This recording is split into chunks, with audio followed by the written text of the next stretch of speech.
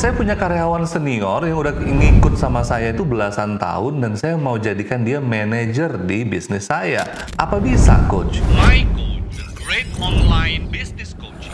Pertanyaan ini yang sering banget ditanyakan oleh beberapa UMKM yang omsetnya sudah mulai miliaran. Ketika bisnisnya sudah mulai berkembang, yang tadinya dia punya karyawan itu sebagai staff, mungkin staff marketing, mungkin staff admin, orang ini udah ngikut lama nih. Ketika tokonya berkembang, dia ingin juga mengembangkan karyawannya. Oke, nggak salah sih menunjuk karyawan yang senior sebagai manajer. Tapi dengan satu syarat, karyawan tersebut harus punya skill seorang manajer. Karena skill manajer dengan skill staff itu beda jauh. Nah, berikut ada 5 skill seorang manajer yang harus dimiliki atau paling tidak harus ditrainingkan terlebih dahulu agar tim yang kita tuju sebagai manajer itu mampu menjalankan fungsinya dengan baik. Skill yang pertama adalah skill membuat planning, skill membuat perencanaan bisnis yang mana si manajer tadi mampu menyusun planning. Misalnya nih, kita mau dapat omset 1 miliar. Oke, apa langkah-langkahnya? Apa yang harus dilakukan? Apa action plan-nya?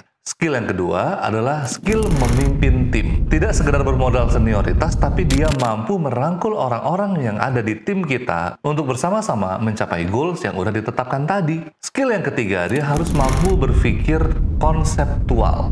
Jadi mikirnya nggak teknis lagi. Contohnya nih, Anda punya karyawan yang senior di bagian gudang, terus Anda mau angkat dia jadi manajer operasional. Jangan sampai dia cuma ngurusin hal-hal remeh-temeh, sekedar inbound atau outbound barang, sekedar menyusun barang di raknya, sekedar merintah-merintah orang, nggak cukup di situ. Dia harus mampu berpikir konseptual, bagaimana operasional itu bisa berjalan dengan efektif dan efisien, dan bagaimana operasional itu bisa connect dengan divisi marketing atau dengan divisi keuangan, sehingga setiap barang yang keluar itu dia tercatat dan kemudian tersistem dengan baik. Skill yang keempat adalah skill directing. Bagaimana dia mengarahkan tim untuk mencapai goals yang tepat. Bedanya direct dengan leadership, kalau leadership tadi dia merangkul orang. Bagaimana dia menjadi pemimpin yang demokratis, sementara ketika dia mengarahkan atau directing, dia berlaku sebagai orang yang tegas. Dan terakhir, skill yang kelima yang harus dia miliki adalah skill mengevaluasi. Jadi pola kerjanya adalah PDCA. Plan, do, check, dan action. Setelah dia melakukan perencanaan, dilakukan, dievaluasi, titik-titik mana yang masih bolong, titik-titik mana yang harus ditambal gitu ya. Terus dia kerahkan tim untuk melakukan perbaikan step by step-nya. Nah, inilah 5 skill manager yang harus dimiliki, dan jangan sampai tim Anda hanya modal senioritas terus jadi manajer. Kalau itu yang dilakukan, maka siap-siap bisnis Anda akan nyungsep.